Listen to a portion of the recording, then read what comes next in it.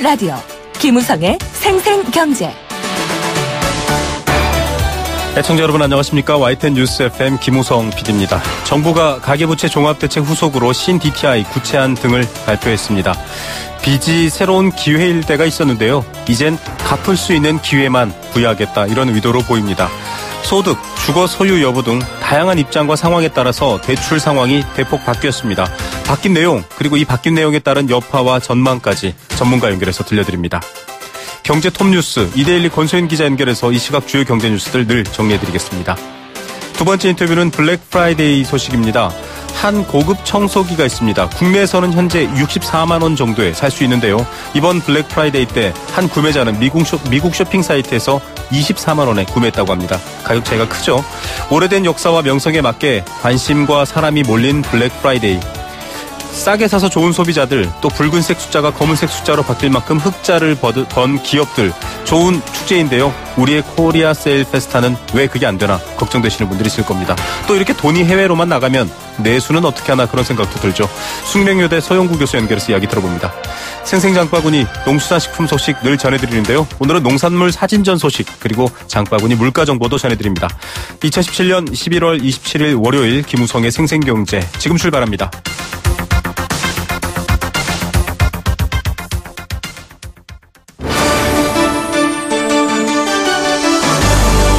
YTN 라디오 김우성의 생생경제.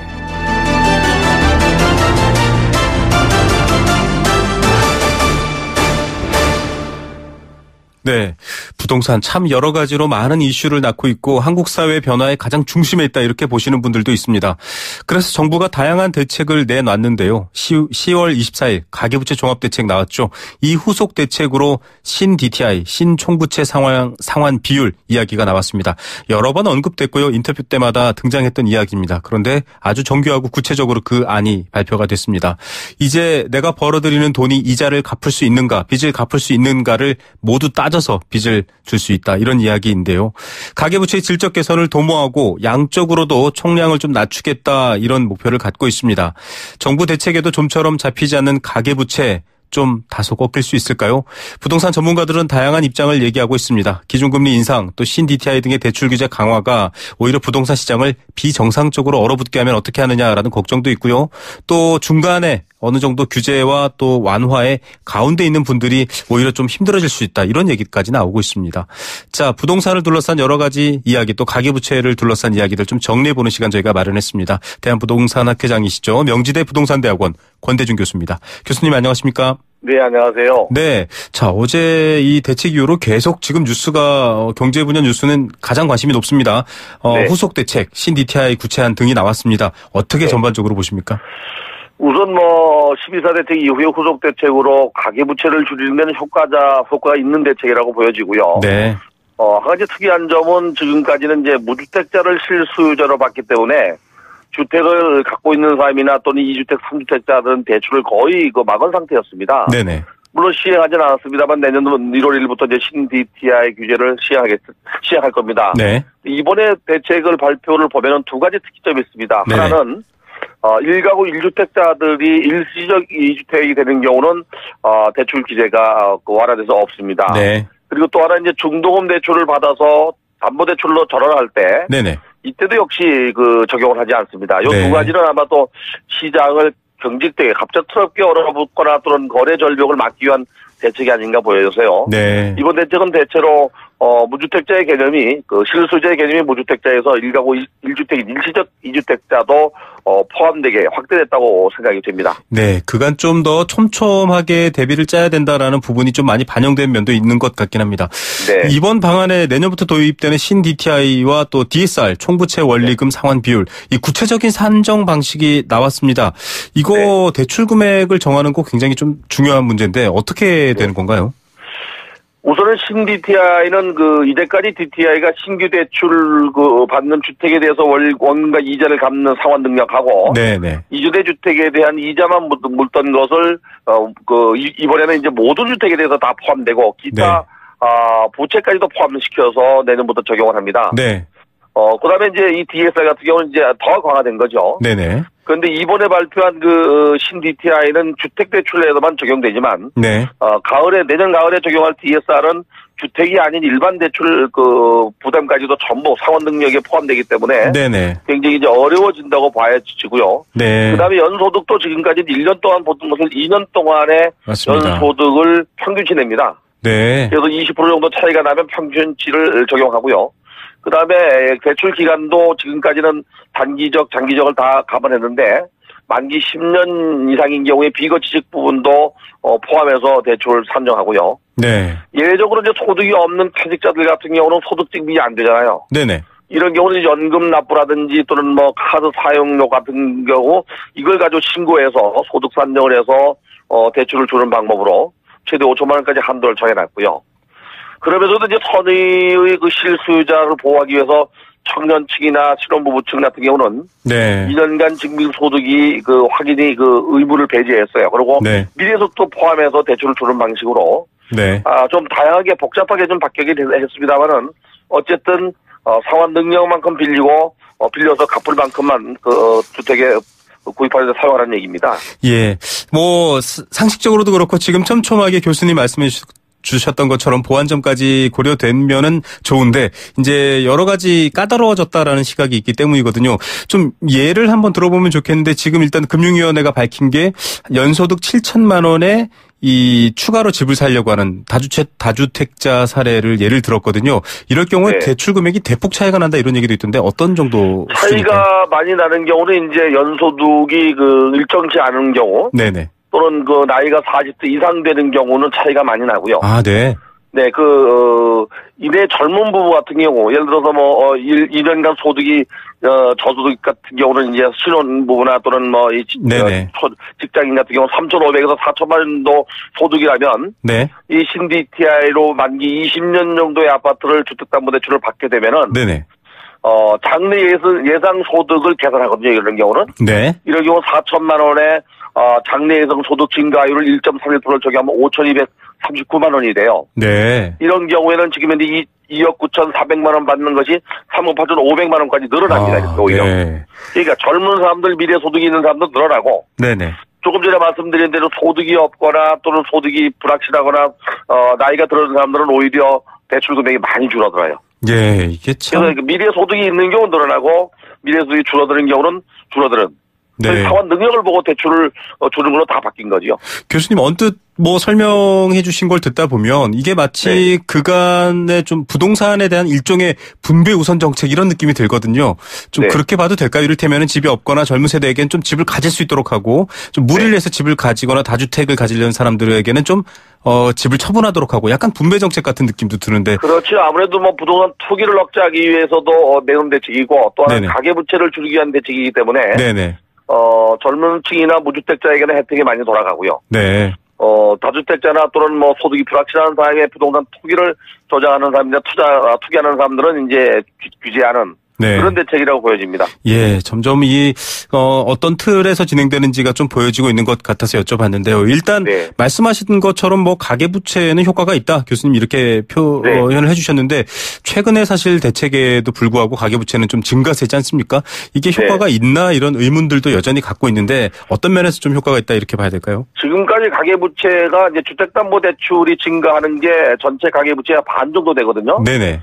지금 지난 6월 말 기준으로도 이미 가계부채가 1,388조인데요. 네. 그 중에서 744조가 주택담보대출이었습니다. 맞습니다. 이 주택담보대출의 증가의 주범은 사실은 투기 수요도 있지만은 이제 신규주택 공급이 늘어서 중도금 대출이 늘어난 것도 있습니다. 네. 근데 이제 이번에 나온 대책으로 보면은 가계부채를 줄이는 데는 분명한 효과가 있다고 봐야죠. 네. 자, 이 여러 가지 투기 수요를 잡는 것만으로도 전체적인 부채 증가세에는 좀 브레이크가 걸릴 수 있을 것이다. 일단은 여기까지는 괜찮은데 오히려 금통위 결과에 따른 금리가 굉장히 변수가 됐습니다. 벌써 시중금리들이 선반영돼서 굉장히 많이 올라가기도 했고 이 금리 인상에 대한 여파는 어떨까요, 교수님? 아무래도 기존 대출을 받은 사람들은 금리가 인상되면 가계 부담이 늘어나죠. 네. 신규로 대출을 받는 사람들은 이제 이전까지 이자만 갚는다든지 변동금리로 받았던 사람들은 아마도 시장이 재편되고 있기 때문에 네네. 고정금리 장기 대출로 받거나 또는 장기 대출로 받게 되면 부담은 적어집니다. 네네. 금리가 올라가도 신규 대출을 받는 사람들은 좀 부담 간다 하더라도 예전만큼 큰 영향은 없을 거로 보여지고요. 네. 단지 지금 대출을 받고 있는 사람들은 금리가 인상되면은 가계부채가 늘어나서 또 가계 부담이 늘어나서 그렇죠. 위험성이 높아진다고 봐야죠. 네, 자, 이 위험성에 대한 부분들 사실은 지금 금리 인상을 촉각을 세우고 지켜보고 있는 상황입니다. 문제는 뭐 교수님께서 말씀해 주셨지만 이 무주택자나 젊은 층이 아니라 일단 집을 갖고 있는 분들이 영향을 많이 받을 수 있지 않습니까? 네. 빚을 내서 집을 갖고 있는데 지금 금리가 오르거나 할 경우에는 굉장히 비용이 들어가는 것 때문인데 여기다 정부는 일단 규제를 강화하는 부동산 정책을 세우고 있습니다. 시장이 이 비정상적으로 갑자기 급냉하거나 뭐 지금 역전세난 깡통 전세 얘기도 나오고 있는데 네. 좀 안 좋은 영향을 미치면 어떡하나 우려가 있는데 어떻게 분석해야 될까요, 교수님? 일단 뭐 대출 규제는 부동산 시장에는 뭐 악조건이라고 봐야죠. 악영향을 미친다고 봐야 되는데 그래서 지금 그 다주택자라든지 또는 뭐 이 대출이 많은 사람들은 부채를 줄이거나 정부에서 이제 유도해서 이제 매각을 하게 만드는 거거든요. 네. 그래서 1가구 2주택자들, 3주택자들은 양도세 중과세 때문에도 빨리 팔으라고 하는 건데. 네. 이게 어쩌면은 가계부채를 줄이면서도 금리 인상을 대비하는 거거든요. 네네. 물론 뭐 여유가 있는 분들은 뭐 상관이 없겠습니다만은 대출을 많이 안고 주택을 구입한 사람들 또 갭 투자했던 분들은 이참에 매각을 하거나 또는 뭐 장기 고정 대출로 바꾸는 것이 현명하지 않을까 하는 생각이 듭니다. 네. 어쨌든 정부 입장에서 볼 때는 가계부채를 줄이는 것을 최우선으로 잡았고 네. 그 이면에 이제 이거를 잡음으로써 실소유자에게는 주택 구입의 기회를 또 다주택자에게는 이 주택을 매도해서 부동산으로 인한 불로소득이나 투기를 막기 위한 두 마리 토끼를 잡기 위해서 내놓은 대책으로 보여집니다. 어쨌든. 예, 자, 두 마리 토끼. 어쨌든 이 부동산 가격이 물론 뭐 인기 있는 지역이나 뭐 좋은 곳들 말고는 좀 하락 조정을 받을 수밖에 없다 이런 전망들도 나오고 있는데요. 일단 내년 1월 시행되는 신DTI 투기 지역, 투기 과열지구, 네. 수도권 이런 곳에서 시행이 되는데 많은 분들이 또 1월 이러면 또 그 전에 막 몰리시지 않습니까? 네, 지금 네. 올해 안에 받는 게 유리한가요, 상대적으로? 최근에 강남 지역의 집값이 진정되지 않고 조금씩 오르고 있거든요. 네네. 아무래도 이제 강남 지역 같은 경우는 대출을 받지 않고 또는 적게 받고 나머지 자기 자본을 가지고 살 수 있는 중산층 이상이 살기 때문에 그런 현상이고요. 네. 특히 그 중심도 미래 가치가 있는 재건축 시장이나 위치가 좋은 지역을 중심으로 가격이 떨어지지 않고 있습니다. 네. 반면 수도권 지역 같은 경우는 지금 공급 물량이 많아서 미입주 사태도 있고요. 네. 가격이 정체되거나 거래 절벽까지도 지금 가고 있습니다. 네. 아무래도 주택을 굳이 구입한다 그러면 신DTI가 적용되기 전에 대출을 이용해서 집을 사는 분들은 연말 전에 구입하는 게 좋고요. 네네. 그러나 이제 그 대출 금액이 상환할 능력이 돼야 됩니다. 네, 그렇죠. 그러나 이제 그렇지 않고 뭐 주택을 장기적으로 소유의 개념보다는 이용의 개념으로 지금 바뀌고 있기 때문에 너무 쏟을 필요는 없다고 생각이 됩니다. 네. 자, 여러 가지 정책 변수라는 것들은 뭐 영원한 건 아닙니다. 상황에 따라 바뀔 수 있기 때문에 좀 지켜보되 기본적으로 대출은 빚을 갚을 수 있는가는 가장 중요한 뭐 기본이죠. 이 부분은 뭐 네. 예, 이견의 여지가 없다라는 말씀이십니다. 교수님, 네. 거기에 추가로 이제 부동산 부분이 좀 연결되어 있는 게 바로 보유세 이야기인데요. 네. 이 많은 분들 특히나 이 부동산 투기 근절과 또 부동산 시장 가격 안정화 뭐 이런 것들을 목표로 하시는 분들은 굉장히 강조하셨거든요. 보유세. 네. 지금 네. 단계적으로 강화될 수 있다 이런 얘기도 나오고 있는데 교수님께서는 어떻게 보십니까? 주택 시장에서 다주택자들을 집을 처분하게 만들거나 또 보유에 부담을 주면은 바로 이제 보유세 인상인데요. 네네. 그렇게 되면 이제 집을 처분하거나 자기 규모에 맞는 적정한 주택을 구입하게 됩니다. 네. 근데 우리나라가 OECD 35개 국가 중에서 보유세 비율이 과히 낮지 않습니다. 네네. 2014년도 기준으로 GDP 대비 보유세 비율이 우리나라가 한 10번째 정도로 높고요. 네. 2015년도에는 6번째로 높습니다. 아하, 네. 물론 이제 총 조세 대비 보유세 비율도 2015년도에 2번째로 높아요. 네. 그렇다면 만약에 보유세를 인상한다 그러면 재산세는 아닐 것 같아요, 제가 볼 때는. 네네. 만약에 그거를 인상한다 그러면 거래세인 취득세와 양도세를 낮춰야 되는 문제가 나오거든요. 네. 그래서 2005년도 9월 달에 만들었던 노무현 정부 시절에 종합부동산세가 있습니다. 네네, 종부세. 이것이 네. 이명박 정부 때 반토막 났죠. 네네. 가구별 합산해서 6억 원 이상 되면은 종부세를 물리던 것을 이명박 정부가 인별 합산으로 바꾸면서 9억 원 이상으로 물렸습니다.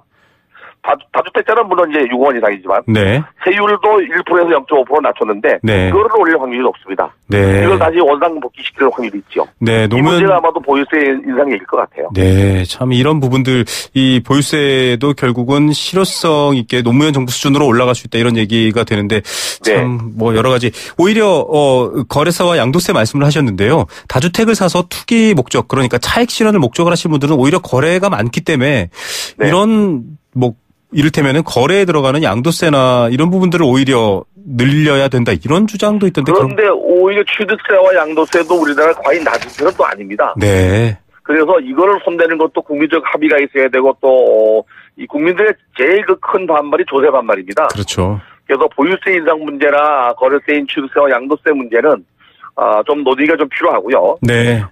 만약에 다주택자들을 집을 매각하게 하거나 또는 뭐 보유를 제한하려면 네. 지금 나온 대로 대출 규제만 가지고도 가능해요. 그리고 네. 특히 이제 금리가 인상되기 때문에 네. 부담을 가질 수 있는데 여유가 있는 분들은 그래도 갖고 있을 거야. 네. 그런 게 이제 걱정이죠. 그렇죠. 자, 이런 부분 역시 뭐 굉장히 어렵습니다. 앞문을 열면 뒷문이 열리고 앞문을 닫으면 뒷문이 열리고 이런 상황이네요. 교수님 오늘 말씀 감사드립니다. 네, 감사합니다. 네. 명지대 부동산대학원 권대중 교수였습니다. YTN 라디오 김우성의 생생경제.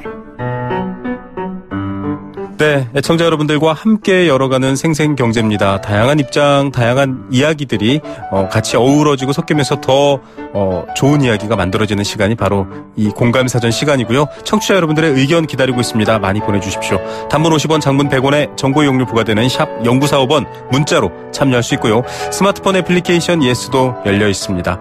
참여해 주시면 추첨을 통해서 도심 속 꿈의 놀이터 일산 원마운트에서 워터파크 스노우파크 이용권 드리고 있습니다. 오늘의 경제 공감사전은 블랙 프라이데이입니다. 미국에서 11월 마지막 목요일 추수감사절 다음 날이 바로 금요일인데요. 그날 일어나는 행사, 벌어지는 행사를 바로 이야기합니다. 블랙 프라이데이, 크리스마스 연말연시 쇼핑철을 알리는 신호탄이기도 합니다. 이날 미국 소매업 연간 매출의 20% 가까이가 팔릴 정도로, 그러니까 한 해 소비 5분의 1이 이날부터 이루어질 정도로 쇼핑 절정기가 됩니다. 도심에는 쇼핑백을 들고 다니는 물결이 넘치는 진풍경이 나오기도 합니다.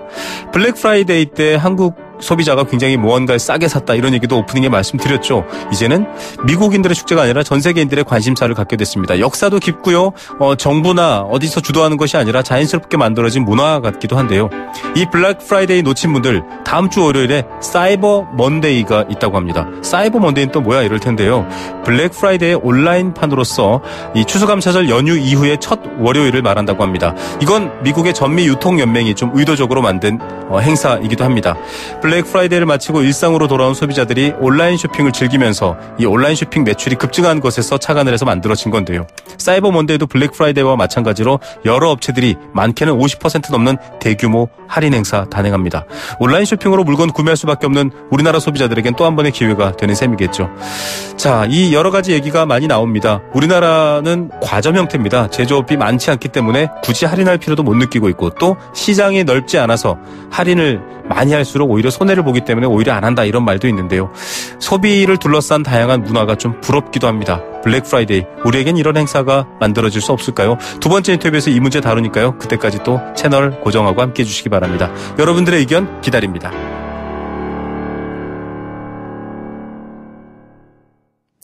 네, 생생경제 일부 포스코와 함께했습니다. 캠페인 한 개 듣고요. 이 시각 주요 경제 뉴스들 정리해드리겠습니다.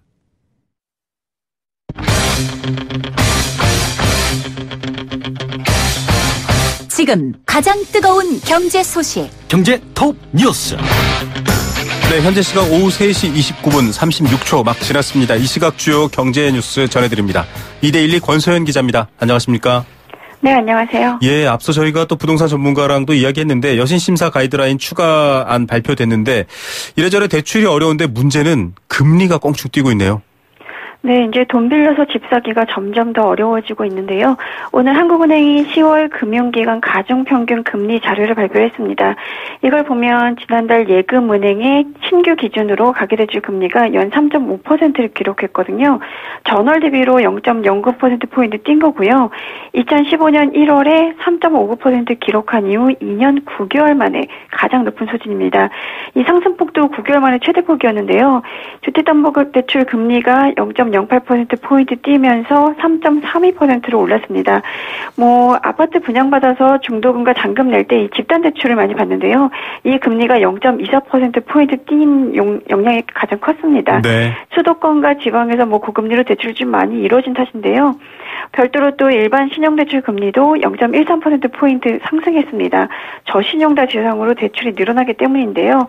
이렇게 금리가 이제 전반적으로 오른 거는 시장 금리가 상승한 영향이 가장 컸습니다. 네. 그러니까 은행들이 이제 기준금리를 많이 삼는 은행채 AAA 금리, 그러니까 3년 만기를 보면 네. 지난 9월에 1.99%였는데 지난달에 2.24%로 올랐거든요. 네. 또 5년 만기 은행채 금리를 또 보면 0.26%포인트 상승했습니다. 사실 한국은행이 그동안에 꾸준히 금리 인상 시그널을 줬었고 또 실제로 오는 30일에 열리는 금융통화위원회에서 금리를 올릴 것이다 이런 전망이 높잖아요. 이런 게 아마 미리 반영된 것 같은데요. 이렇게 가계대출 금리는 올랐는데 또 기업대출 금리를 보면 3.45%를 기록해서 전월보다 0.03%포인트 하락했습니다. 네. 대기업 대출 금리는 0.01%포인트 올랐는데 중소기업 대출이 0.02%포인트 떨어졌기 때문입니다. 네. 자, 이 빚을 낸 사람들 이자가 어떻게 바뀌느냐에 따라서 정말 이 많은 고민거리가 생기는데 가계부채를 잡겠다라고 했는데 많은 분들이 가계부채의 질이 문제다 이런 얘기를 하시거든요. 어떻습니까? 네, 사실 지금처럼 이제 시작금리가 상승하는 시기에는 변동금리로 돈 빌린 분들 좀 불안하실 텐데요. 네. 변동금리 대출은 금리 반영 주기가 보통 한 3개월, 6개월 이렇습니다. 네네. 그러니까 금리가 오르면 그만큼 내야 하는 이자가 늘어나는 구조인데요. 그래서 정부도 이제 가계부채의 질을 좀 개선해야 된다. 이러면서 고정금리 그리고 원리금 분할 상환 이런 식으로 돈을 빌리도록 많이 유도를 했습니다. 네네. 그런데 지난달에 이 은행 가계대출을 보면 변동금리 비중이 72.7%였거든요. 네. 이게 전월 대비로 2.7%포인트 높아진 겁니다. 1년 전과 비교해보면 무려 18.4%포인트 늘어난 건데요. 네. 고정금리 대출은 반대로 이제 27.3%를 기록해서 2014년 2월 이후 3년 8개월 만에 가장 낮은 수준을 보였습니다. 네. 이게 사실 당장 보면 이제 고정금리 대출보다는 변동금리 대출이 상대적으로 좀 낮거든요. 아, 네. 대략 은행보다 차이가 나긴 하지만 0.5%포인트 정도 이제 차이가 납니다. 네네. 그래서 이제 변동금리 대출을 선택하는 일들이 많았던 것으로 보이고요. 또 고정금리도 이제 쭉 계속 고정금리를 가는 게 아니라 보통은 5년 고정이고 그 다음에 이제 변동으로 전환이 되는 고정 혼합형이 대부분입니다. 그러니까 5년이 지나서 지금 이제 변동으로 전환된 빚 이런 것도 좀 있는 것 같습니다. 네. 자, 풍선 효과 얘기도 나올 때마다 나오는 말인데 그 풍선 안에 들어있는 게 무엇인가라는 얘기인데 이 대출의 질, 대출의 구체적인 내용들도 좀 잘 조사되면 좋겠네요. 우리나라 경제를 이끌었던 주요 제조업종 전자, 자동차, 조선 이 과거에 들 수 있는데 요즘 어떻습니까? 네, 오늘 통계청이 2016년 광업, 제조업 조사 결과를 발표를 했는데요. 지난해 광업과 제조업에서 종사자 10명 이상인 사업체 수는 69,400여 개, 전년 대비로 0.2% 늘어났고요. 네. 종사자 수도 297만 6천 명으로 0.6% 증가했습니다. 그런데 업종별로 보면 사실 우리 경제의 핵심 업종이라고 할 수 있는 자동차, 전자, 조선 이런 쪽이 좀 부진했는데요. 네. 이들 세 개 업종의 사업체 수는 대략 한 4%에서 5% 안팎 감소세를 보였고요. 종사자 수를 보니까 조선에서는 9.2% 감소했고 전자에서는 4.3% 그리고 자동차에서는 1.2% 줄었습니다. 이 자동차와 조선, 전자 세 개 업종 종사자 수를 모두 합하면 한 89만여 명 정도인데요. 네. 전년 대비로 4% 감소한 겁니다. 사실 작년에 조선업종이야 구조조정 엄청 심하게 했잖아요. 그러면서 이제 종사자 수 줄어드는 영향이 있었고 전반적으로 이제 수출도 좀 좋지 않았습니다. 그런 영향이 이 종사자 수 감소로 이어진 건데요. 출하액도 보면 전자산업 출하액이 3.3% 감소했는데 사실 반도체 업종 굉장히 화랑이었잖아요. 네네. 그런데 반대로 이제 휴대전화 같은 통신 방송 장비 이런 업종이 좀 부진했기 때문이고 또 조산업 출하액도 7.9% 줄었습니다. 또 자동차 산업 출하액은 1.2% 감소했습니다. 네. 자, 환율이 많이 떨어지고 있습니다. 반대로 원화가 비싸지고 강세를 띈다 이 말인데 직구하시는 분들한테 좀 도움되나요? 어떻습니까? 네, 오늘 환율 조금 오르는 모습이라서 1,087원 수준의 거래가 되고 있긴 한데요. 지난 9월 말에 한 1,148원 이랬던 것과 비교하면 많이 내려간 겁니다. 네. 그래서 요새 이제 미국 블랙 프라이데이에 이어서 이제 사이버 먼데이까지 이제 대대적으로 세일할 때 한국번들 직구에 대고 나섰다고 하는데요. 사실 저도 주말에 이제 아이들 의류 브랜드 중에 평소 가격보다 한 50% 정도 할인하길래 직구하고 배송 대행 신청해 놨는데요. 네네. 이 직구 대행 업체인 이 몰테일 집게치를 보면 올해 블랙 프라이데이 기간 동안 주문량이 46,000건으로 집계가 돼서 지난해보다 31% 늘었다고 합니다. 전체 구매 대행 물량의 한 3분의 1 정도인 한 33%가 전자제품에 몰렸는데요. 요새 직구로 TV도 많이 사시고 올해는 특히나 이제 청소기 같은 거 많이 사신 것 같습니다. 네. 그리고 또 의류가 32%, 신발, 가방, 자파 이런 것들이 20%, 그리고 완구류가 8%로 들이이었는데요. 달러 값이 떨어졌으니까 이제 더 싸게 사는 셈이기도 하고요.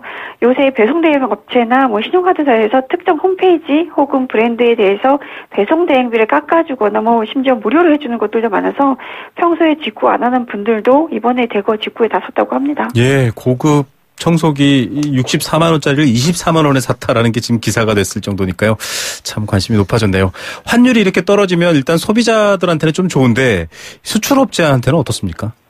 네, 수출업체에게는 이 원화 강세가 굉장히 악재인 거죠. 원화 강세가 되면 아무래도 이제 가격 경쟁에 떨어질 수밖에 없고요. 또 환천원 때문에 수익성 타격도 불가피합니다. 마침 오늘 한국무역협회 국제무역연구원이 자료를 하나 냈는데요. 원달러 환율이 10% 하락하면 단기적으로 국내 제조업의 영업이익률이 1.3% 감소한다. 이런 분석을 내놨습니다. 수입 원재료 비중이 높은 석탄이라든가 목재, 종이, 음식료품 같은 경우에는 아무래도 이제 수입할 때 가격이 좀 떨어지게 되니까 영업이익이 최대 3.7%까지도 증가할 것이다 이런 예상도 있는데요. 네. 다만 이제 다행인 것은 2008년 글로벌 금융위기 이후에 환율과 수출의 상관관계가 점점 약해지고 있다라는 분석도 있습니다. 네. 원화 가치 상승으로 인한 부정적인 영향이 예전보다는 많이 축소됐다는 건데요. 원화의 실질 가치가 1% 오르면 수출 물량이 0.12% 감소한 효과가 나타났는데 이게 금융위기 전까지만 해도 이 감소폭이 한 0.36%였거든요. 네. 그러니까 꽤 둔화가 된 거죠. 네. 자, 비트코인에 많은 분들 관심이 쏠리고 있습니다. 지금 1,000만 원 넘었다 이런 얘기가 나오는데 어떻습니까? 네, 하루는 폭락했다는 소식 전해드리고 또 하루는 급등했다는 소식 이렇게 전해드리는 요즘인데요. 27일 기준으로 비트코인이 9,518달러까지 올랐습니다. 네. 이게 하나로 환산해보면 1,035만 원 정도인 건데요. 지난 금요일인 24일에 비해서는 한 16% 급등한 겁니다. 비트코인이 이제 8,000달러를 돌파한 이래 이제 한 주도 안 돼서 9,000달러까지 넘어선 건데요. 이렇게 오르니까 이제 비트코인이 10,000달러를 돌파하는 것은 시간 문제다라는 분석도 나오고 있습니다. 사실 일각에서는 계속 꾸준히 이제 거품이 너무 꼈다라는 지적도 나오고 있는데요. 네. 워낙에 빠르게 급등세를 보이고 있으니까 일반 투자자들도 긴가민가하면서 추격 매수에 나서고 있는 상황인 것 같습니다. 네. 이 빠르게 오를수록 너무 올랐다, 과열이다 이런 지적도 나오는데요. 아무래도 이제 투자 자금이 계속 들어오니까 더 오르는 것 같은데 지금 들어가시는 분들은 아무래도 좀 리스크 관리 좀 하셔야 될 것 같습니다. 투자로서는 좀 신중하게 또 새로운 경제 패러다임으로서는 재미있게 추구해 보시면 좋을 것 같고요. 오늘의 톱 뉴스는 뭔가요? 가계대출 금리 올랐다라는 뉴스 들 수 있을 텐데요. 이게 이제 10월 수치니까 앞으로가 어떻게 되는지가 중요하잖아요. 근데 지금으로서는 한국은행이 이제 30일에 금리를 올릴 것이다라는 전망이 높습니다. 네. 이번에 올리면 6년 5개월 만에 금리를 올리는 셈인데요. 네. 금리 올리고 나면은 이제 본격적으로 인상 기조로 접어드는 셈인데 어제 이 여신심사 가이드라인이 나왔지만 이미 이제 가계부채가 1,400조 원을 넘는 상황에서 이렇게 금리까지 오르게 되면 우리 경제에 상당한 리스크가 될 것으로 보입니다. 네, 리스크라는 말 참 중요하게 다가오네요. 오늘 뉴스 감사드립니다. 네, 고맙습니다. 이데일리 권소연 기자였습니다.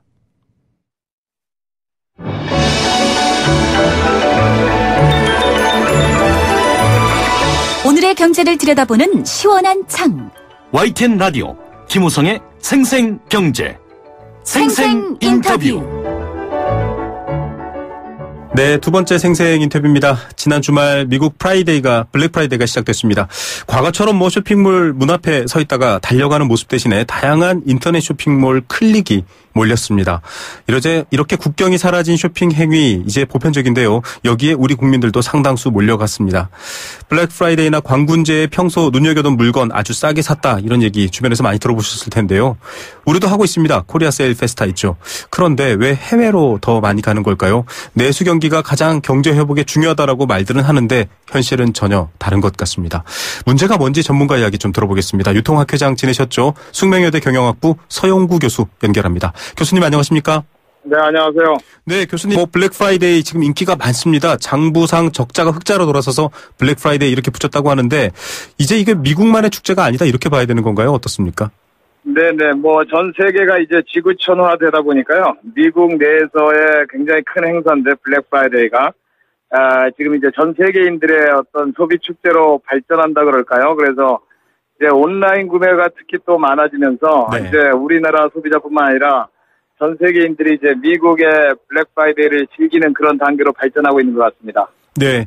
자, 가게를 찾아가는 거라고 한다면 미국까지 가는 것 때문에 부담일 텐데 이제 쇼핑 스타일이 바뀌었기 때문에 전 세계의 축제가 됐다 교수님 말씀해 주셨는데 지금 뉴스를 보니까요. 64만 원짜리를 24만 원에 사기도 하고 우리나라 국민들도 굉장히 많이 소비하는 것 같아요. 어떻습니까? 예. 우리 말씀해 주신 대로 블랙 프라이데이라는 행사 자체가 왜 블랙이냐? 이제 기업이 1년 내내 적자를 보고 있다가 네. 11월에 블랙 프라이데이 한 번의 행사로 흑자로 돌아선다고 할 정도로 매출이 많이 일어나는 쇼핑 축제거든요. 네. 그래서 미국은 그런 쇼핑 축제를 위해서 1년 내내 준비를 하는 그런 어떤 진정성 있는 행사가 되고 있는데요. 네네. 우리나라는 지금 이제 쇼핑 페스타가 만들어진 지 한 번 이름도 바꾸고 네. 2년 차인데 네. 아직 우리 정부 주도로 또 하는 바람에 충분한 어떤 효과는 아직 미미한 것 같습니다. 네. 자, 이 블랙 프라이데이뿐만 아니라 다양한 국가들이 또 할인 행사를 열고 있는데 교수님, 이렇게 아까 진정성 있는 1년의 가장 중요한 소비 행사라고 하셨지만 이런 쇼핑 축제 실제로 그 나라들에서는 내수 진작에 도움이 되는 건가요? 의도와 의미 어떻게 봐야 될까요? 네네, 맞습니다. 우리 정말 블랙이라는 말 자체가 흑자로 돌아설 정도로 소비자들의 열광적인 어떤 반응에 힘입어서 행사가 점점 이제 커지고 있는데요. 네. 아무래도 그 정도의 효과가 있기 때문에 굉장히 지금은 전 세계가 어떻게 보면은 또 쇼핑 경쟁을 하고 있다고도 볼 수 있는데요. 네. 그런 맥락에서 우리가 많은 기회 손실을 행사가 잘 안 되면은 많은 기회 비용이 날아가고 있다 이렇게도 볼 수가 있고요. 네. 그러나 보다 중요하게는 이제 중국의 광군제가 미국의 블랙 프라이데이는 좀 오래된 행사입니다만 한 60년, 100년 된 행사고. 네. 중국의 광군제는 알리바바가 만든 행사인데요. 네네. 한 10여 년 정도 굉장히 많이 발전해서 지금은 미국의 블랙 프라이데이 규모를 첫날은 벗어나고 뛰어넘을 정도로 이제 발전을 하고 있습니다. 네. 예, 참 이 독신자들을 위한 행사라는 의미의 광군제 지금 이렇게 세계적으로 거듭나고 있습니다. 이 굉장히 기업과 소비자 모두가 이익을 얻고 있는데 우리나라도 코리아 세일 페스타 있지 않습니까? 앞서도 네네. 얘기해 주셨지만 왜 이 두 행사 간에 이런 차이가 나는 건지 굉장히 국가적 이벤트인 건 사실인데요. 예. 아무래도 중국의 광군제는 알리바바라는 거대 온라인 업체가 주도하고 있고요. 네. 미국의 블랙 프라이데이는 역사적인 문화적인 행사로서 이제 거의 역사를 찾아보기 힘든데 한 60년 이상 된 그런 어떤 문화적인 자연 발생적으로 생기는 행사라면 네. 한국의 코리아 세일 페스타는 이제 정부가 이제 만들지 않았습니까? 그렇죠. 그래서 연역도 굉장히 일천하고 그렇기 때문에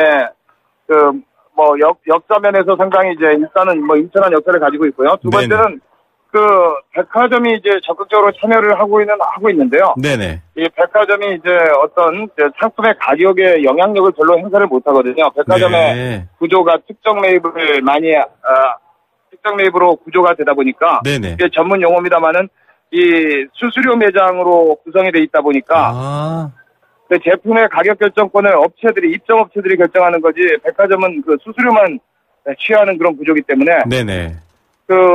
백화점이라는 유통업체가 영향력이, 어떻게 보면 유통업체가 아니라고도 볼 수가 있거든요. 네네. 부동산, 임대업을 한다고 그런 많은 비난을 받아왔습니다. 그래서 한국의 행사가 잘 되려면은 백화점이 가격을 더 낮춰가지고, 어떤 프리미엄 제품을 80%, 심지어 미국이나 광군제에서 보는 것처럼 90% 할인도 하는 그런 파괴력이 있어야 행사가 잘 될 텐데 네네. 우리나라는 뭐 10% 20% 할인한다. 평상시 할인보다 뭐 5% 더 한다. 뭐 이런 거는 아무래도 좀 효과가 미미하겠죠. 예. 일각에서는 교수님 이런 말도 나옵니다. 한국의 시장 규모가 현재로서는 작기 때문에 뭐 80% 90%대의 어떤 출혈 할인을 하다 보면 오히려 이익은 못 보고 손해만 보고 끝난다. 이런 우려도 있던데 맞나요? 그거는 이제 제조업체 시각에서 보면은 한국은 이제 대부분 과점화된 시장에서 제조업체 수가 이제 작다 보니까 네네. 뭐 한국의 내수 소비만 가지고 그런 할인을 하면은 손해일 수도 있다고 볼 수도 있는데요. 네. 지금은 이제 밀레니엄 세대를 중심으로 온라인 구매를 하지 않습니까? 소위 말하는 직구. 그렇습니다. 그래서 우리나라 이제 화장품이나 이런 데는 뭐 K 프로덕트 중국인들한테도 굉장히 인기가 있기 때문에 네. 좀 더 크게 시각을 바라본다면은 이제 이런 코리아 세일 페스타 기간에 중국인 그리고 뭐 심지어 뭐 미국인들도 한국에서 직구를 할 수가 있는 거기 때문에 네. 좀 시장을 전 세계인으로 본다면은 뭐 충분히 참여할 인센티브는 있다고 봅니다. 네, 교수님 이 보통 대형 할인 행사라든지 이런 소비가 당장 할인뿐만 아니라 앞으로 계속 소비는 그쪽에 가서 하게 된다. 이를테면 이런 소비 패턴을 만들어 버리거나 방식을 만들까 봐 좀 걱정입니다. 해외로 더 눈을 돌리게 된다면 국내 소비자, 국내 내수 시장 좀 악순환에 빠지지 않을까 이런 우려도 있는데 어떻게 봐야 될까요? 맞습니다. 이런 거를 이제 전문 용어가 이제 옴니 채널이라는 말이 있는데요. 네네. 옴니라는 거는 쇼핑을 24시간 어떤 시간에 어떤 제품도 어떤 디바이스를 가지고도 할 수 있는 시대가 됐다는 건데요. 네네. 물론 우리나라 베이비 부머들은 이렇게 좀 적응이 안 되겠습니다만 밀레니엄 세대 젊은이들은 다 패딩이나 뭐 아니면은 뭐 우리 다이슨 청소기 같은 경우에 미국에서 이번에 직구하면서 재미를 많이 봤다는 거 아니겠습니까? 네. 그래서 이런 추세가 그렇게 되다 보니까 이와 같은 옴니채널 시대에는 국경선이 무너지는 그와 같은 쇼핑 환경에서 우리가 어떻게 해야 되느냐에 대해서 좀 이게 반성할 필요가 있을 것 같습니다. 네, 정말로 우리는 되고 저쪽은 되고 우리는 안 된다라는 단순한 결과가 아니라 왜 그런 일이 있는지 배경을 좀 더 봐야 될 것 같고요. 해외 직구 유통망 우리가 좀 더 경쟁력이 있고 앞서 뭐 중국 소비자들이 한국 어떤 뭐 화장품 이런 비교도 해주셨지만 우리나라의 유통망 이렇게 전 세계인들이 접근해서 구매할 수 있도록 좀 매력적으로 바꾸면 되지 않나요? 이런 부분들은 어떻게 보십니까?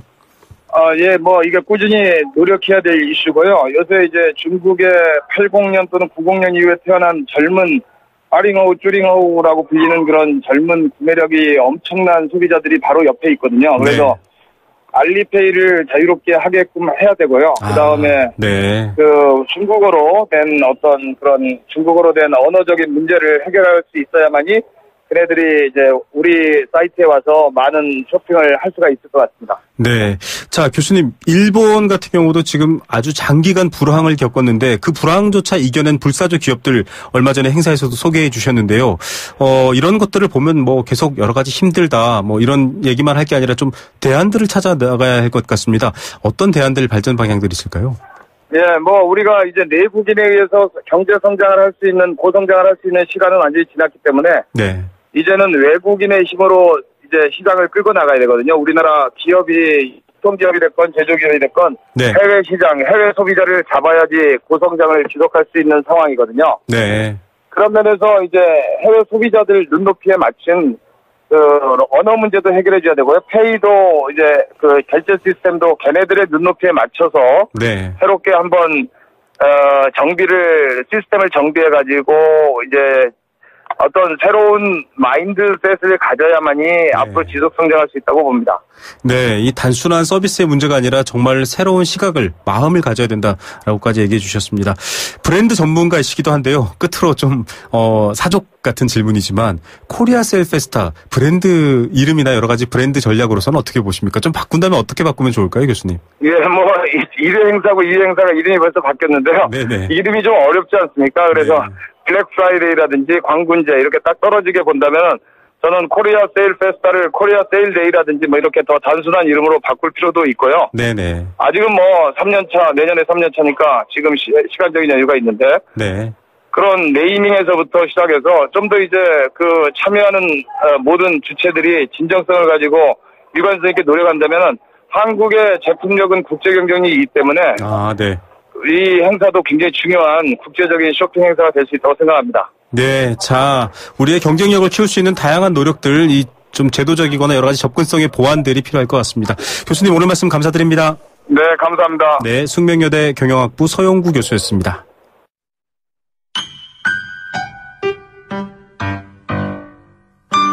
행복한 살림살이 생생 장바구니. 네, 매주 월요일입니다. 이 코너가 월요일에 있어서 참 다행이다라는 생각이 드는 게요. 들으면 힘도 나고 또 기분도 좋아지는 코너인데요. 한 주 먹고 사는 그런 이야기들, 재미있는 정보까지 담아서 전해드리는 코너입니다. 오늘도 생생장바구니 한국농수산식품유통공사 문재영 대리 연결합니다. 안녕하십니까? 네, 안녕하세요. 네. 자, 이 코너가 참 알뜰하다. 미리 오르내리는 가격 정보를 알 수 있어서 참 좋다. 이런, 소감 말해주시는 분들 많은데요. 알뜰 장보기 노하우 공모전까지 열었네요, AT에서. 네, 맞습니다. 지금까지는 저희가 이번 주 이런 품목이 저렴하다거나 아니면 요즘 제철이 어떤 게 있는지 이런 내용 전해드렸잖아요. 네. 근데 AT 말고도 분명 많은 분들께서 가지고 있는 노하우와 아이디어가 참 많을 거라고 생각이 들더라고요. 맞아요. 그래서 이번에 저희가 네이버와 함께 알뜰 장보기 공모전을 추진하기로 했는데 네. 요즘 슈퍼그레이시라고 알뜰한 소비가 여기저기서 강조되고 있잖아요. 네. 거기서 한번 모티브를 좀 따봤습니다. 또 네. 부문이 2개인데 나머지 하나는 우리 농산물 사진과 세밀화 그림에 대해서도 작품을 모집하고 있어서요. 아, 네. 그 공모전 모두 다음 달 12일 화요일까지 모집해서 당선 작품에 대해서는 상금 수여 외에도 작품을 우리 공사나 아니면 네이버 홈페이지에 게시할 예정입니다. 예, 요즘 이 한 개그맨 분이 이 짠돌이 소리까지 들으면서 great 얘기하시는데 자, 경기가 어렵고 힘드니까 알뜰할수록 좋죠. 또 경기가 좋더라도 알뜰한 건 좋습니다. 낭비 안 좋으니까요. 자, 세밀화 그림 공모전이야 농산물 그림 혹은 사진 공모하는 거 알겠는데 네. 알뜰 장보기 공모전 구체적으로 어떤 건가요? 이 알뜰 장보기 공모전은 세상에 여기저기 흩어져 있는 그 장보기 노하우와 재료 손질, 보관 방법 이런 꿀팁에 대한 주제를 가지고 공모하고 있어요. 네. 좋은 식재료를 고르거나 손질, 요리, 보관하는 방법을 저희한테 공유해 주시면 되는데요. 네. 자신의 블로그나 네이버 TV캐스트, 페이스북 이런 곳에 내용을 포스팅하시고 태그를 남긴 후에 댓글로 URL 주소를 남겨주시면 됩니다. 네. 그래서 요즘에 요리와 관련된 포스팅이 블로그 같은 데 많이 올리시잖아요. 그렇죠. 이왕 올리실 거 다른 분들에게 좀 널리 더 공유해 주시고 또 상금도 받아가시는 게 어떨까 싶어서 준비해 보았거든요. 네. 예를 들어 배추라고 한다면 좋은 배추를 고르는 방법이나 손질법 그리고 보관과 관련된 나만 알고 있던 지식 이런 거를 전파하는 겁니다. 네, 알뜰 장보기는 이렇게 좀 낭비 없이 잘 보관하는 방법까지 포함되어 있으니까요. 지금 노하우 있으신 분들 특히 주부님들 많으실 것 같은데 네, 이 공모하면 좋을 것 같습니다. 자, 여러 가지 응모, 공모 잘 되는데 문제는 이 공모를 하면 역시 결과가 있어야 되지 않겠습니까? 네. 예, 상금이나 상품 있나요? 네, 있습니다. 저희가 이 12월 12일까지 공모받은 작품은 일주일 뒤에 19일에 수상작을 발표할 건데요. 네. 알뜰 장보기 공모전은 최우수 한 분에게는 100만 원, 그리고 우수 두 분께는 각각 50만 원씩, 입선 15분께는 20만 원씩 수여하게 됩니다. 네. 그래서 이번 주말에 장 보시러 가시면서 아니면 좀 여유 있어서 집에서 요리를 하실 때 공모전 작품을 만드시는 것도 좋을 것 같고요. 네. 또 아까 말씀드린 우리 농산물 사진과 세밀화 그림 이 부문에 대해서는 각각 10명씩 선정해서 20분께 개인당 30만 원을 드릴 예정이라서 내가 좀 사진을 잘 찍는다 이런 분들이나 아니면 그림 그리시는 걸 좀 평소에 즐기시는 분들에게 도전할 만한 공모전으로 마련해 보았습니다. 네, 사실 어떻게 보면은 이런 과일뿐만 아니라 농산물들 보면 참 모양이 예쁘고 독특해서 사진 찍어두고 싶은 경우 있잖아요. 그렇죠. 망설이지 말고 찍어두신 것, 그리신 것 이런 것들은 또 공모해 보시기 바랍니다. 아이들도 참 참여할 수 있는 코너 같기도 합니다. 네, 자, 여러분 많이 오시면 좋죠. 네, 자, 한국농수산식품유통공사 홈페이지 여러분들 잘 가볼 기회 없으실 텐데요. 한번 꼭 가보시기 바랍니다. www.at.or.kr 간단하죠, 주소. 여기 가시면 또 자세한 참여 방법 안내돼 있으니까요. 꼭 한번 가보시면 좋을 것 같고. 자, 물가 동향 알아봐야 될 텐데 저희도 인터뷰를 다뤘었는데 AI가 또 발생했어요. 좀 걱정되는데 어떻습니까? 네, 현재 이 전북 고창에서 AI가 발생하면서 조류 인플루엔자 위기 단계가 심각으로 격상이 되었는데요. 네. 정부에서 관리하는 AI 위기 단계는 관심, 주의, 경계, 심각 이렇게 4가지로 나뉘어서요. 현재 최고 단계까지 올라와 있습니다. 네. 전북 고창에서 사육하던 오리의 고병원성 AI가 확진되었기 때문인데 어제까지 26일까지 고창 지역은 방역 조치를 다 끝내서요. 네. 자금 농장과 종사자의 이동을 중지해서 방역 관리에 철저를 기하고 있습니다. 맞습니다. 이번에 이 AI 특히 오리에서는 증상이 없고 닭은 걸리면 100% 폐사 이래서 참 걱정인데 네. 일단 심각 단계로 올라가서 정부가 관리를 하니까 좀 지켜봐야 될 것 같습니다. 그렇게 될 경우에 좀 예방이 철저하게 되는 거죠? 네, 이 단계가 심각 단계까지 올라가게 되면은 초기부터 민, 관, 군 이렇게 세 집단의 총력 대응 체계가 가동이 돼서요. 네. 우선 살처분과 이동 제한에 대한 그 방역 조치가 강화가 됩니다. 지자체나 이 방역 본부에 소속되어 있는 기동대 그리고 군부대에 있는 재난 구조 부대가 이 살처분에 투입이 되고요. 네. 또 24시간 내로 살처분을 완료를 한 뒤에는 계란의 이동 제한을 강화하면서 바이러스 확산을 차단하게 됩니다. 이외에도 거점별로 소독 시설을 늘리고 또 사업자 자체적인 방역도 필요하기 때문에 책임을 강화하는 조치도 취하게 되고요. 네, 자 이렇게 조치 좀 잘 되길 바라고요. 오늘은 여기까지 듣겠습니다. 한국농수산식품유통공사 문재영 대리였습니다. 네, 생생경제 포스코와 함께했습니다. 3678님, 돈 많은 사람들은 투기해도 상관없고 집 한 채 갖고 있는 사람들한테는 또 힘든 거 아닙니까? 이렇게 얘기하시면서 좀 기존 대출자 대책 말씀해 주셨는데요. 1주택자는 그래도 조금 혜택이 있다라는 얘기 앞서 설명해 드렸는데요. 힘내시길 바랍니다. 9992님은 블랙 프라이데이, 그것도 돈이 있어야 미덕이죠. 언제쯤 그 정도 돈을 벌까요? 라고 하셨는데 버스 경기고속 김민석 기사님이시네요. 딸아이 얘기하시면서 원마운트 선물 말씀해 주셨는데 저희가 스노우파크 선물 보내드리도록 하겠습니다.